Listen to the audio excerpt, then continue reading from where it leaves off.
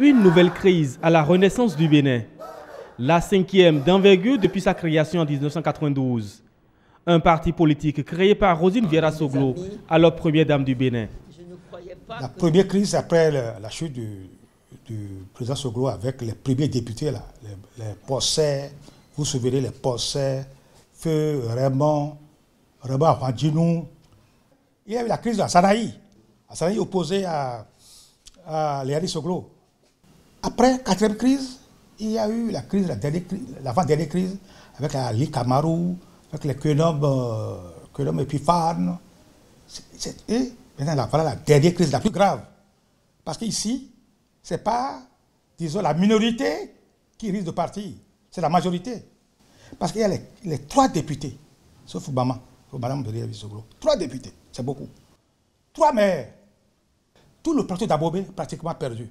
Une crise qui, selon les dissidents ou les réformateurs, est née d'une série de frustrations. Mais depuis la prise de fonction de Léari Soglo, il y a une sorte de caporalisation. Et tout cela parce que l'écoute n'existait pas. Les décisions sont prises au bureau politique, mais les décisions sont complètement dans la mise en œuvre, remises en cause par le président. Et ce qui comptait véritablement, c'est sa décision. 5 ans de gestion, 7 ans de gestion, le mandat est terminé, mais juste aujourd'hui, le président ne se met pas dans une dynamique d'organiser un congrès pour le renouvellement des structures. Mais comme les textes prévoient que le tiers des membres du bureau politique peut demander, organiser une rencontre du bureau politique, nous l'avions fait et nous avons mobilisé autour de nous la majorité des membres du bureau politique et ce qui a fait décider de son exclusion à Abomey. Même si le camp Léari Soglo reconnaît qu'il y a crise, il conteste la procédure ayant conduit à sa destitution.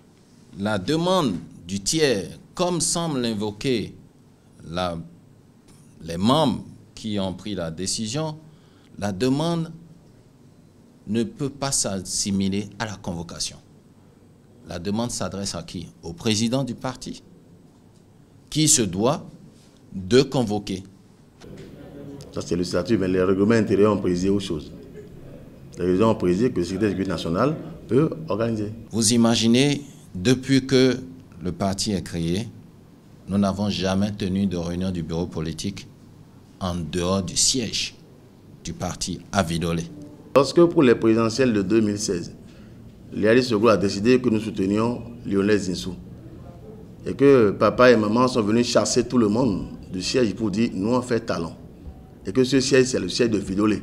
Il n'y a pas eu de réaction. Arguments et contre-arguments s'entrechoquent. Une formation politique plus que jamais au bord de l'éclatement. Si on regarde les causes, c'est une crise qui est très très ancienne. Et malheureusement, les responsables de la RB, qui en sont aussi les géniteurs, portent de ce point de vue une grosse responsabilité. Dans les monarchies, les grandes monarchies, le roi, pour gérer les affaires de l'État, se méfie des princes ou des princesses et prennent des roturiers. Parce que les roturiers, s'ils échouent, on leur coupe la tête. À Abomey, c'est comme ça. C'est ce que j'ai dit au président de Soglo depuis 1996. Si les raisons qui justifient dans le fond la crise ont une certaine légitimité, on peut s'interroger sur le moment.